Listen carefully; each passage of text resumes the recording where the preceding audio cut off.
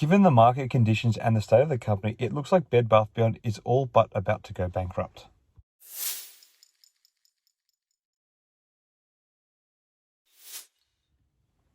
Hi again, everyone. I hope you're all doing well. Now, this isn't a video I'd necessarily like to talk about, but Bed Bath & Beyond, ticker symbol BBBY, the troubled home goods retailer, has announced that it will try to sell $300 million of common stock in the open market while terminating a fundraising deal with hedge fund Hudson Capital Management in the latest effort to stave off bankruptcy.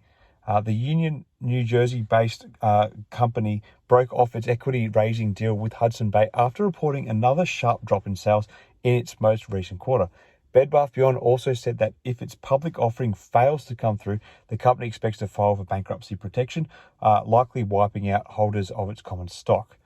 Shares slumped 26% on Thursday to hit an all-time low of 59 cents, marking a stark reversal from August when a burst of bullish interest from retail investors pushed the stock over $23, reminiscent of the dizzying rallies of other meme stocks that we have seen in the past. However, the company now has a market capitalization of roughly $70 million, so far from those glory days we are at the moment. Bed Bath & Beyond's hopes of avoiding Chapter 11 ride on selling more shares to keep itself afloat as its sales erode and it closes hundreds of stores.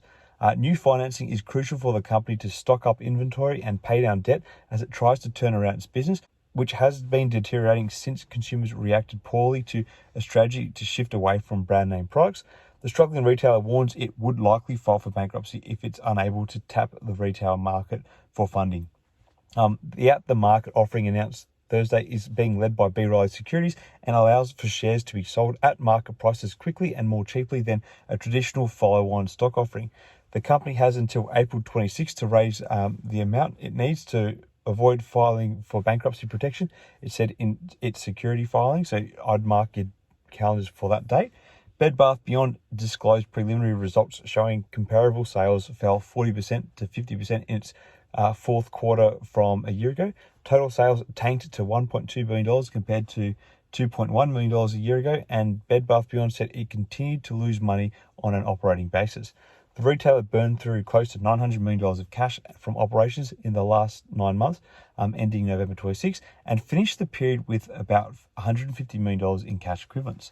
The new low in stock prices marks a sharp contrast to the bullish interest in the stock from retail investors in August. However, the company's new financing plans comes less than 2 months after it signed an unusual deal with Hudson Bay and other investors that agreed to fund roughly $1 billion over 10 months by purchasing a mix of preferred shares and warrants that could be converted into common shares.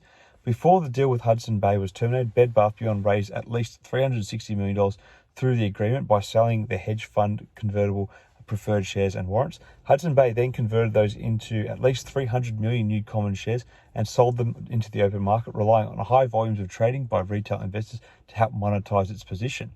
Bed Bath & Beyond said that daily trading volumes in its shares this year have ranged from as low as 2.1 million to as high as approximately 395 million.